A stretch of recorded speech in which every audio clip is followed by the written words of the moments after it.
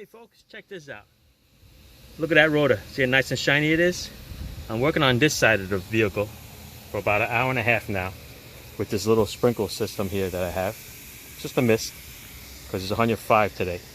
And look at that flash rust on this rotor. Just on the face. Because if you look in the back of it, look, it's nice and shiny, just like the other side.